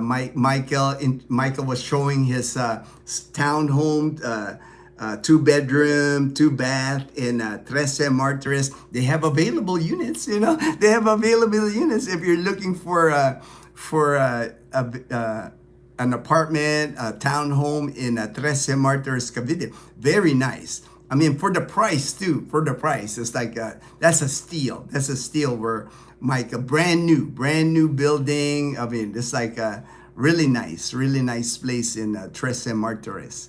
Like in Panay, if you graduate from top universities in Iloilo City, that's well respected. Like, oh yes, I know. UP, Visayas, Western. Yeah, because it's a city. Iloilo City, the degrees that you'll earn in Iloilo City, because it's one of the medical hubs here in the Philippines. If nursing degree or a doctor's degree in those area, you're good to go.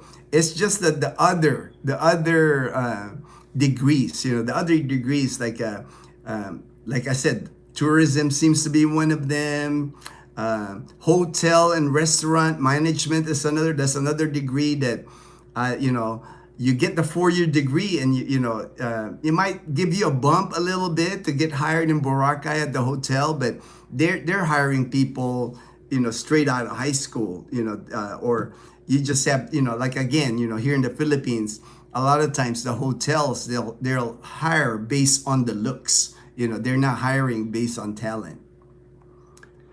That's nice, JP. A few local Pinoys get to Harvard, but some get their masters there in other schools. All right. Good day, Michael C. Hey, Daniel, my good friend in Jacksonville, Florida. Ginno, do many go into the military there? Is there any bennies for Philippine vets? All right.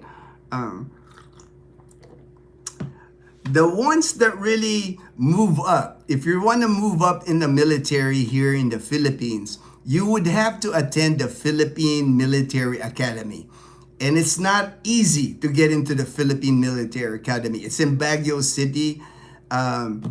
Selected, very select. Usually you have to have a push. Same thing in the US. If you have to attend the academy, you have to a recommendation from a congressman, senator, somebody big, or maybe you're a legacy. Maybe your father or grandfather was a PMA, Philippine Military Academy grad. Those guys, if you graduate from the Philippine Military Academy in Baguio City, that's a big deal here in the Philippines. I actually dreamed of that when I was a kid. That's why I ended up joining the military in the United States, because when I was a kid studying in Letron, my elementary years, one of my goals was to attend the Philippine Military Academy. Very prestigious here in the Philippines if you graduate from the Philippine Military Academy. Pretty much if you graduate from the PMA, it's called PMA here, you got a nice career ahead of you. Either you're going to get put somewhere in government, a lot of even politicians. I don't know now, it might maybe change now, because seems like more actors get elected here in the Philippines now. It used to be if you're a PMA grad, if you're like academy grad in the Philippines, that's a big deal. And I'm sure it's still a big deal now, because it's not easy to get in and then to graduate from the Philippine Military Academy. Now, the enlisted people here in the Philippines, I don't know much about the Philippine. I did work when I was in the United States Air Force Station at Clark. I worked with some Philippine Air Force people.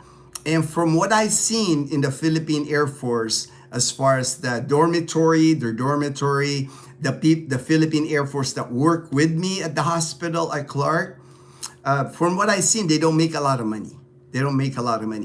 And their pension is not like our pension in the military in the United States. Our pension is awesome. It's like, we get paid the rest of our life. We get a military pension. And I'm not sure how that works in the Philippine military as far as being enlisted, but I'm pretty sure they might get something, like if they do 20 years, or if they retire from the Philippine military, but it's nowhere near close to what an American soldier would get if they retired in the military. Both my nephews were from the province, so proud that they studied so hard and gained degree in engineering. All right. There is the Garcia here in Calibo. They do offer civil engineering, electrical engineering, mechanical engineering. So those courses are available even here in the province. Our wish is for them to come to me and my wife to work in England. Yes. And to me, just my experience, just my opinion, as long as you go to college, like engineering degree, right? It still comes down to the individual. The individual, even though you're coming to a lesser school, they consider lesser school in the province than in Manila. All the good schools are in Manila. It still comes down to the person. You can still, you can attend college, right? You're attending courses, but if you're really like a smart kid, read books, right? Read books, learn more. Because I know, like, one of Dazzle's, she went to high school with this, I think they're twins. They're twins. One of them is like an accountant now, and a very smart accountant. It's like, and the other one is now a politician, a counselor now in Malay. So to me, it doesn't matter if, what degree, where you earn it. It still comes down to the individual. If you're really a hard worker, if you're really like study hard, if you're relying on the college alone, I think you have less success, but you still have to study books. You have to learn more. The smart kids, I think, will just get ahead more than the ones that just getting by, right? You got kids in college, they're just trying to pass. I had classmates like that at STI College Calibo. They just want to pass. They just don't want to get the failing grade. They're just trying to get that diploma no matter what. But there's always like that cream of the crop that will always rise to the top. The smart kids that do go above what they're learning in college, doing their own studying, reading books, learning from books, because they know they need the degree, but they know if they want to like get ahead of the other people trying to get employment, they need to learn more. I went to trade school. Oh, great. Nothing, like I said, nothing wrong with, to me, that would be like the way to go. If I was in the United States now, graduating from high school, if instead of joining the military, if I didn't join the military, I would have gone to trade school for sure. I would have learned something, HVAC, air conditioned heating. I'm not good with my hand mechanic, but I would try to learn something, a trade like that I know. They make more money than like a lot of college kids now in the U.S. They're making six figures. I know when you're on the trade, like a machinist, like something that like you can't just jump in there and you got to learn that, work with your hands. JP, hey there, Daniel. All right, hey there, Daniel. JP, the tuition fee is mostly the same as the local for elementary and high school. Easy entry. For university, they need to pass the entrance exam. That's the thing. They need to learn Filipino. Ooh, yeah, that's the thing too. They got to learn Filipino in college. We did have a Filipino subject in college. Good point, Fortune. That might be hard for a foreigner if you're trying to learn because there is a Filipino subject here when you get to college. De La Salle University is 80K pesos per term for 3 terms a year, right? That's what I was saying. It is not cheap to go to a good private school in Manila. Imagine that, 3 for the year. So that's 2,000. That would be 240,000 pesos, right? 200. That's about $4,000 tuition in Manila. Just tuition. That's not counting books. That's not counting dormitory or living expenses. Just tuition for 1 year is $4,000 in Manila. There's families, of course, there's rich families, there's people with money in Manila, but your regular people here in the province, your farmers, fishermen here, they're not going to be able to afford $4,000 a year or $16,000. That's almost ₱1,000,000 just for tuition. You know, people in the province, you're here in Aklan, you know, I don't know many locals here that can afford almost ₱1,000,000, almost $18,000 a year just for tuition. You know, I know my classmates, they're like, they could barely afford like the tuition per semester when I was going to school here. Ateneo is 150K. Woo, wow, per sem. 2 sem. 300,000 pesos. So that's like 1.2 million pesos for Ateneo, right? That's like $20,000. That's why, that's out of reach for many Filipinos, unfortunately. Which Filipino would eating and keeping down a balut help? Here in JP, man, the locals here in the province, no problem eating balut here, man. You know, the locals love it here. Maybe the city people might struggle with balut, more, but the province people, man, no problem eating balut here in the province. UP, the number one of the big four, is free tuition. That is awesome. That's what, UP is basically, like I said, that's why I consider the Harvard of the Philippines, because free tuition, competing against all those high tuition places, because you cannot get into UP if you're not a smart kid. You got to be a very smart kid and do a lot more, do a lot more to get into a university. It's very prestigious if you get into the University of the Philippines. We have the PMA that gets 300 per year. Then there's the PNPA for Police Academy, another 300 per year. Full free tuition. PMA is patterned from West Point. Yeah. Like I said, that was my dream, Fortune, when I was a little kid.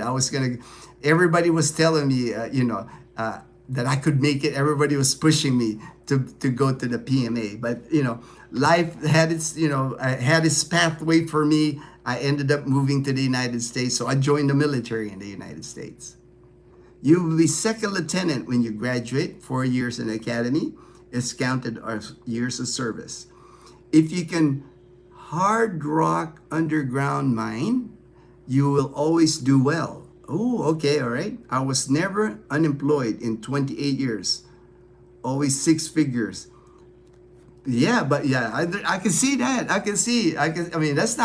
That's not easy work, Belus. And I'm sure there's also danger, right? Danger part of working on an underground mine. But I know I had a coworker in Arizona. Her husband worked in the mines in Arizona, and you make good money in the mine. But I guess there's also a certain level of danger when you're working in the mines. So, you're working with dynamites.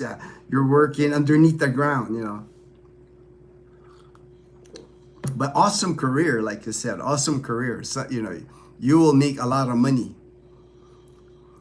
If enlisted, you can just enter the basic course 1 year for any of the Army, Navy, and Air Force. Hello. Thank you for that, Fortune.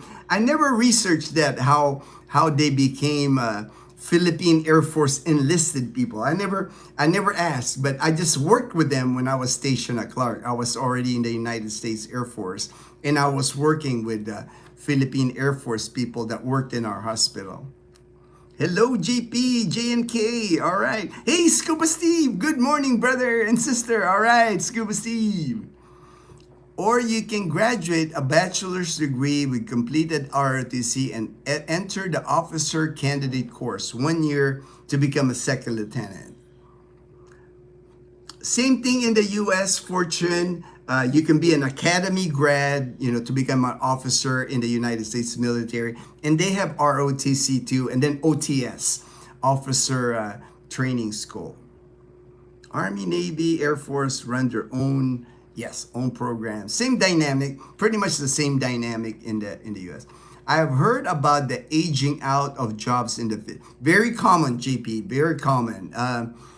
Boracay Island is notorious for that. You know, it's like you really only have a certain window to move up. You know, if you're working in the hotels in Boracay, like at the Henan, the five-star hotel, Mandarin Bay, Discovery Shores, they hire the best looking people. You know, there's no way for me to put it. You know, that's a because you're in the front desk. You know, they advertise it. They want pleasing personality. You know, that's how they advertise the job. So if you get hired on those jobs, like Shangri-La is another place. You just see the best looking people working the front desk, concierge, all that. You really only have a certain window to like move up. Hopefully you work the front desk. Hopefully you can become a supervisor, manager, work in management, get elevated. But if you don't advance, if you just stay, like as a receptionist, a front desk person, you age out. You age out. You will get at a certain age, you know, and it's not a high age either, JP. I'm talking maybe 30, you know. You're competing with like newly grads, and you're competing with like, you know, younger people, and it's not uncommon to like they'll release you and they'll replace you with a younger person. If you get to the PMA, they can nominate you to finish in foreign academies. Yes, I know. That's why there's West Point grads. You know, wasn't FVR Fidel Ramos? Wasn't he a West Point grad too? Fortune, I think it was one of the ex-presidents of the Philippines, Fidel Ramos. He went to West Point in the United States. U.S., India, and Australia via exchange programs. You need a usable career and not a degree or job. I mean, a trade, like a skill, you know, to me, that's important. I think, you know, it's like finding a skill, you know, more than a degree. Sometimes a degree seems like worthless because you get the degree and you can't get a job. So to me, you know, it was the wrong choice for me anyway, you know. Yes, mate. Kiki scored. Oh, okay. I didn't know what was going on. I thought Dazzle was like, he said Kike scored. Kike Hernandez scored. You know, it's like, I thought Dazzle scared me. I didn't know what was happening. She just yelled out. You know, I thought something was wrong. She said Kike scored. So 3-2 now. 3-2 Dodgers. 3-2. Edman scored and Edman scored because of Kiki. All right. You scared me though. I didn't know. I thought something happened to Chloe or something. All right, I know you're excited. Dazzle gets excited too with the Dodgers. I got it on screen here, babe. I'm looking at the screen, so I do see 3-2 now. 3-2. When fitness meets faith. Good morning, Ginno. What's good today? All right, it's Sunday. After the live stream, I want to watch the Dodger game. But actually, you can see Dazzle's also a big Dodger fan. She's watching the game upstairs. She just came out yelling. I thought something was wrong with Chloe or something. We scored 3-2 now. 3-2. Philly's still ahead, but at least we scored 2. I like your topic today. The Philippines is full of college graduates without great opportunity. Hence, right. You know, it's like I wish they would really, like I said, focus more on something where they can graduate or a trade. You know, I know more factories are being built in the Philippines. I know that Laguna area, maybe something like a machinist or something that they're actually learning something instead of like you have so many graduates here, like Aklan, even Calibos, a perfect example. There's like, it's the university for Aklan, like the university hub. You got STI College Calibo, my school, Northwest Visayan College. You have Garcia College. You got Aklan Polytechnic, Aklan Catholic. You got so many colleges here, but a lot of times when they graduate, they can't find a job. Of course, they can't find a job here. You know, so they have to go to Manila, they have to go to Cebu City, they have to go to Iloilo City, and then they're competing with people with degrees from Manila, with people with degrees in Cebu City and degrees in Iloilo City. So they're already like behind the curve, behind the curve. Hard for them. It's hard if you're coming from the province with your degree and you go to Manila. Like Fortune was saying, if you're a nurse, if you're a doctor, might not be a big deal, because it took a lot to become a nurse, took a lot to become a doctor. But all the other degrees, unfortunately, there's a bias. It's hard for you to compete with somebody in Manila with a degree from Ateneo, with a degree from De La Salle University, or a degree from UP Diliman. A kid from the province, no chance to compete against them. UPCAT, UP College Admission Test. Thank you, Fortune. I know what it did. I know it was an entrance exam, but I just didn't know what the abbreviation UPCAT. So it's University of the Philippines College Admission Test, and it's a big deal. It's a big deal here in the Philippines if you can pass that test. That means you were a good student in high school. You studied hard in high school. Not an easy test to pass. The University of the Philippines College Admission Test. A college degree is no longer a requirement to become a commercial airline pilot. Oh, wow, I didn't know that. Southern Cal. Thank you for that information. I could see. I mean, it's like that's a specific skill. I know, like James from James and Karen's Adventure. He was, we were discussing it on our. I know he knows. James knows a lot about pilot, and I want to say he's a pilot in the U.S. I'm not sure, but he knows a lot about becoming a pilot. He was even talking about, he wished there was a pilot thing here in Calibo. We got the airport, but there's no pilot school. You don't see a lot of like small Cessna planes or anything like that here in Calibo. But I know James was like heavily interested in that. An annual exam to get to UP, 100, lots of applicants, right? And only 10. That's why I'm saying it, right? 140,000 people apply and only 15,000 get in, so that's why I'm saying, if you make it into UP, University of the Philippines in Diliman, that's like, you're like, you're on the right career path. Yeah, your career is you're gonna have a job. If you graduate from UP, University of the Philippines in Diliman, you'll have a job when you graduate. It's almost impossible. I mean, people are recruiting you. They know you're smart. They know that you're a big deal. You're a big deal here in the Philippines.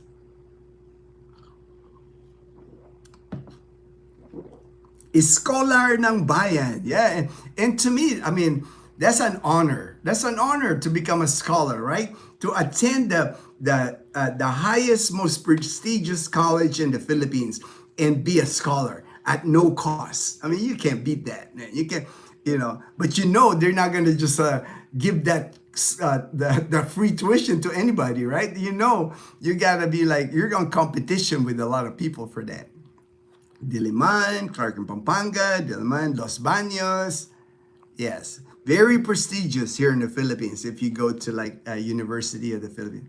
Good morning from Parañaque, my good friend Lawrence in Makati. What's up? What's up, my friend? There's a lot of Filipino nurses starting to work here in the BPOs as virtual. Oh, wow. Makes sense, right? Makes sense. Virtual nursing assistants, virtual physician assistants, etc. I bet. I mean, it makes sense, right? Because you're like, if you're online, you have access globally. You can be assisting patients in Korea, in Japan, in the Middle East. All right, Dazzle's awake. Dazzle's been watching baseball. I know she was awake watching baseball upstairs. The exam for 5 hours with sub-area math, science, language proficiency, reading comprehension. Oh, I bet it's a challenge, I'm sure, Fortune. That Google, the flight attendant job market is highly competitive with less than 10% of applicants being accepted.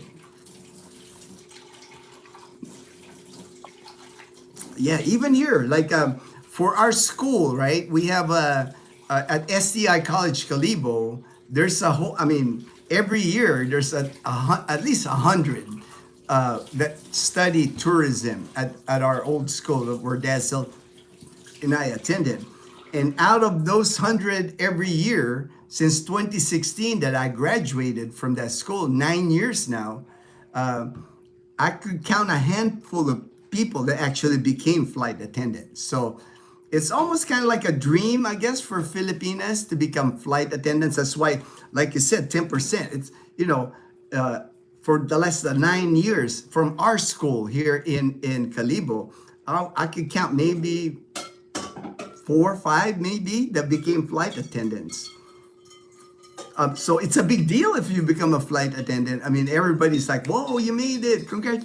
But out of all the hundreds and hundreds coming from Aklan province, 4 or 5 people became flight attendants.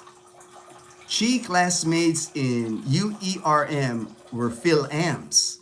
Cheaper here after graduation to go back to home to the U.S. and take medical license exam. They live good life here while studying because of the cost. And that's common now. I'm seeing that, that it's called like the medical tourism here in the Philippines.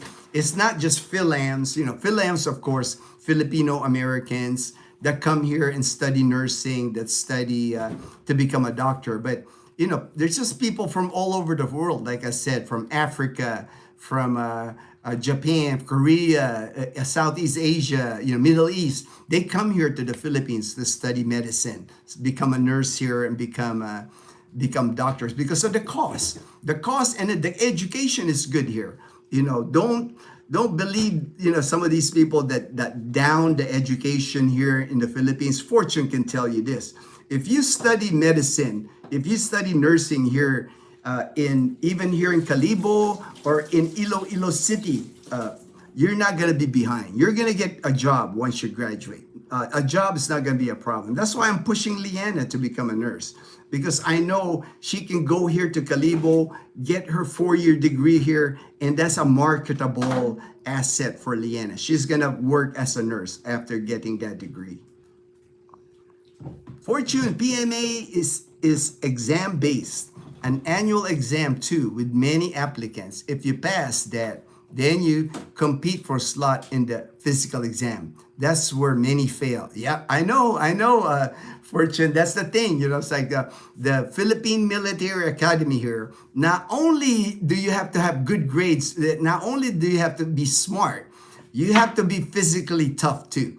Because that's when a lot of people fail, because you have to run, you have to do push-ups, you have to do pull-ups, you have to be in great shape. And that's why when I was a kid, I was already like, in my mind, I was already training. When I was a kid, my relatives would like make me do push-ups, my mind was set that after I graduated high school in Letran, I was going to attend the Philippine Military Academy. Unfortunately, life takes you in a different direction. No regrets, because I served 20 years in the United States Air Force. I followed my dream anyway. I was able to become a military man, and now collecting my military pension here in the Philippines. Hey, Ginno, good to see you. All right, Kim, Mandal, all right. Think you're right. The cream always rise above. I think that applies to anywhere in the world, right? Even in the United States, even the Philippines, even if you don't go to college, if you're like, you got that entrepreneur spirit, you can rise above anything. A college degree, a trade. I've seen people that they were just entrepreneur. They just had the mind to like know how to make money. It's like you don't have to go to. Oh, thank you, Dazzle. Cut me some oranges. Like you said, the cream always rises to the top. You are right. The degree is not really a determining factor in becoming successful. The individuals need to be a go-getter. I believe that. 100%, Ria. have a strong work ethic and integrity, and that's important too, right? The integrity part. I know in the Air Force, they push that with us. In the Air Force, it was always about integrity first, service before. That was like the priority in the Air Force. So it's like you have to have integrity. You have to be, honest. You have to be like you're trusted with the important information in the Air Force. Classified information in the Air Force. Norman Victoria. Hi, Ginno. Wife and I are visiting Boracay in December. All right. Oh, nice. Discovery, man. That's like one of the 5-star hotels in Boracay. Discovery Shores. Really nice on Station 1. Are there any sports bars near so I can catch American football while away from home? All right, all right. At D Mall, you might be able to catch a D Mall Roomba if Roomba is still open, because some of the businesses in Boracay unfortunately aren't doing well. So Roomba in D Mall, they for sure 100% they show us soccer there, and I've watched the Super Bowl there for breakfast. Because the Super Bowl comes on breakfast. A long time ago, I watched the Super Bowl at Roomba's. There's on Station 1 where you're at, unfortunately, I don't remember a sports bar. The sports bar are on Station 3 on the other side. I know there's like a couple of sports bar that open there. But you'll catch American football in Boracay. There's enough Americans in Boracay that you'll find it. Just ask an expat there. When you get there, go to Nigi Nigi. Go to Nigi Nigi Bar. Nigi Nigi Bar is where all the expats hang out in Boracay, and you'll find out from them that where you can watch the game. And then sometimes there's, you might get, I know I've been invited to people's home where they watch the game, because, some people get it through satellite, the Armed Forces Network, if you're military, they show the games on the Armed Forces Network. You need a box, the AFN box. I don't know if you still need a box, but there's people in Boracay that I know that watch the Super Bowl, watch the football games. Hi, babe. Oh, the score is still 3-2. We're in the end of the sixth. Good game. At least it's a good game. We have a chance. At least they scored 2. That's all I want. This is a close. Yeah, at least it wasn't 3-0. Yeah, at least this now we have a is chance. like, We have a chance. Hi, Ginno. Wife and I are busy. Okay, all right. Fortune. FVR was a direct West Point grad. That's what I remember. I just remember FVR, Fidel Ramos, one of the ex-presidents here in the Philippines. He was a West Point grad. When we had the basis, part of the deal was the Philippines gets to send 2 per year. All right. So Pinoys compete here. 2 slots. All right. I remember he was a West Point graduate.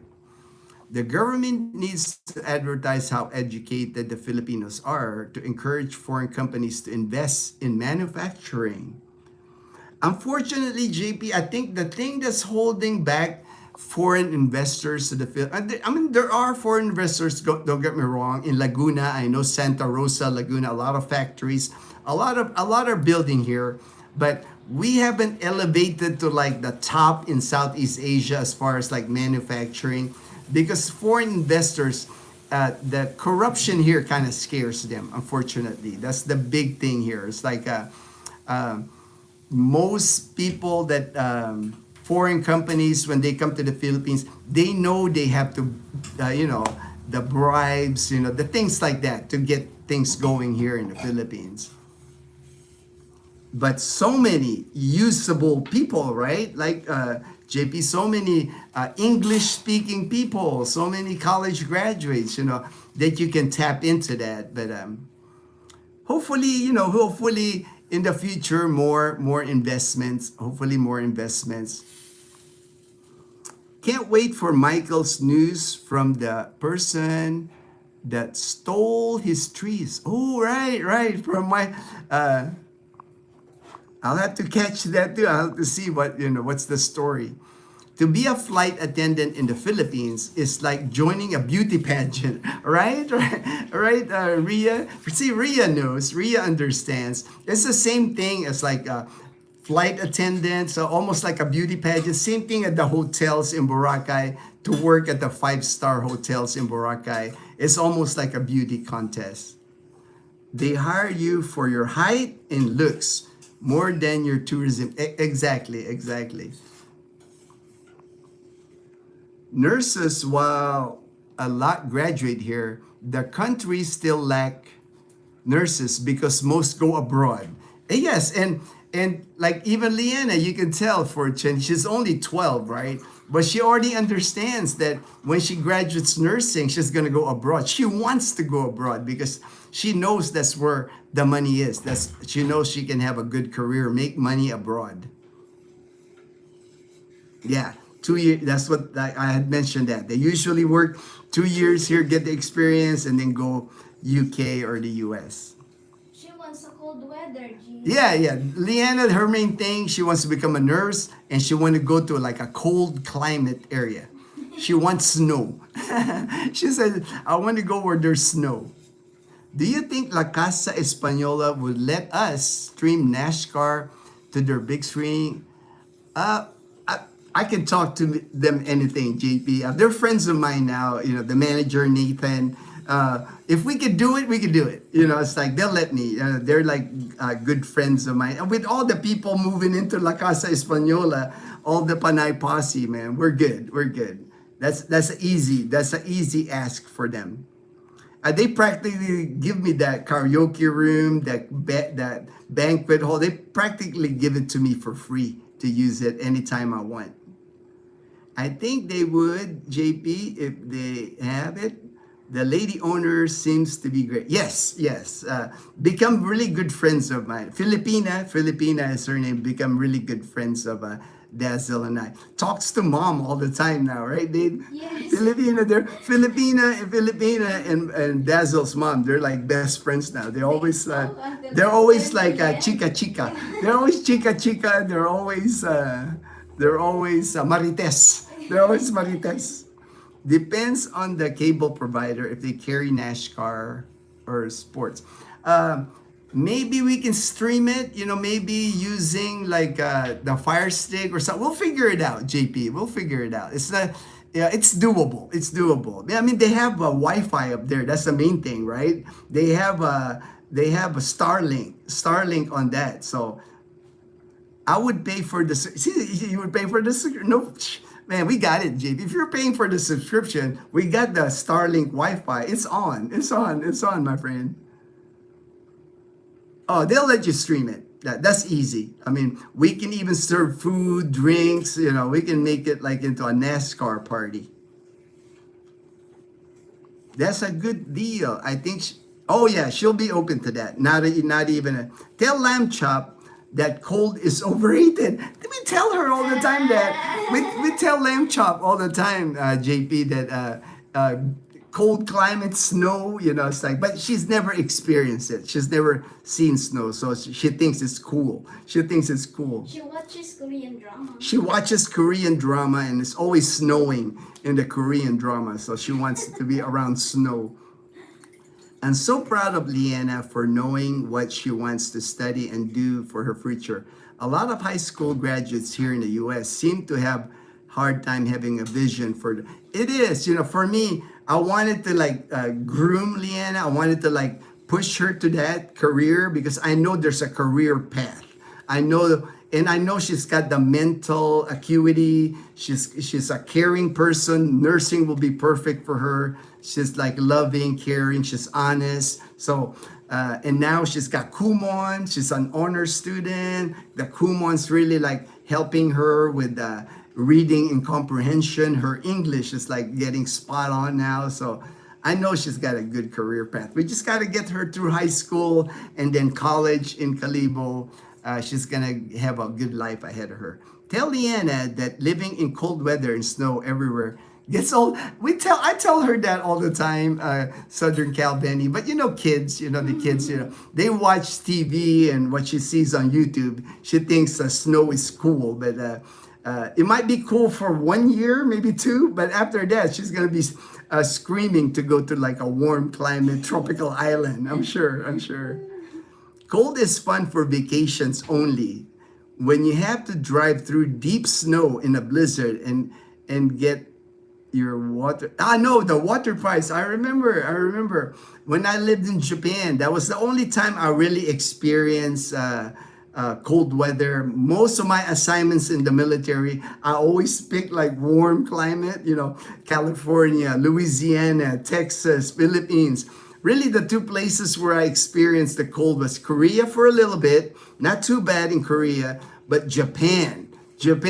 I didn't realize they stationed me in northern Japan, not in Tokyo. In northern Japan, we got that wind from like Russia.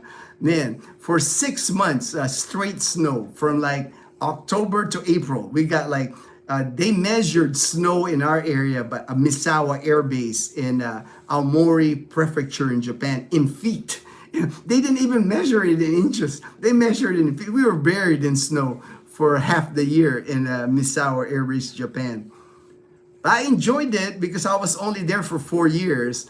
But like you said, after a couple of years, the third or fourth year, I was over that cold weather and I was over that snow already.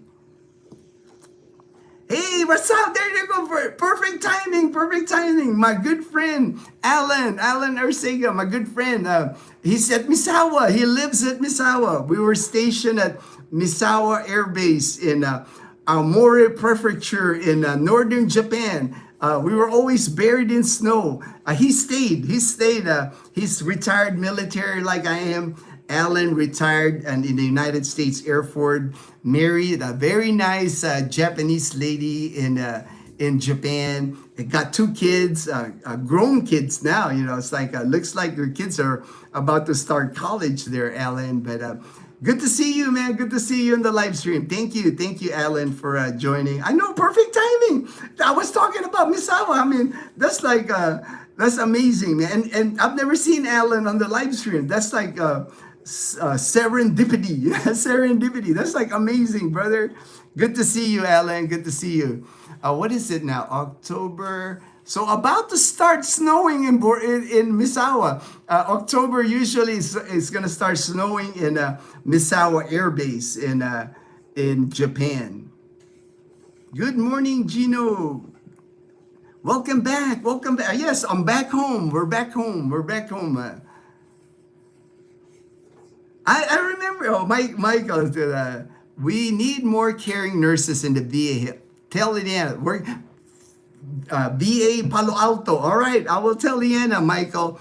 Alan, he's like, you were my sponsor too. Exactly. Alan here, I was already retiring. I was close to retirement from the military. I was, Misawa Air Base was my last assignment in the military. I was about to retire from the Air Force. That's where I retired. I retired out of Japan. Then I headed to I ended up in Arizona. But Alan, when he was coming in, as I was headed out Misawa, I was his sponsor at Japan. I was the guy that would pick him at the airport, introduce him to the hospital, the people in the hospital, whatever he needed. I was like his guide in coming to Japan. Haha, right? I rolled right out the first. I know, Alan. That's awesome, man. Can't wait for you to come to the Philippines, brother. I know you went and you were in Luzon, but you got to make it out here to the Visaya, man. You got to make it out here to Boracay Island, man. So come see me here in Boracay, brother. Good idea, Michael. Lamb Chop becomes a nurse, becomes a VA nurse too. All right, hey, bro. If Leanna decided to go VA Palo in the future, I used to go that. Oh, wow. All right, Michael. See, well, I'm sure I'll keep everybody up to date. We're still a few years. Leanna's in high school now, but you know how time goes by.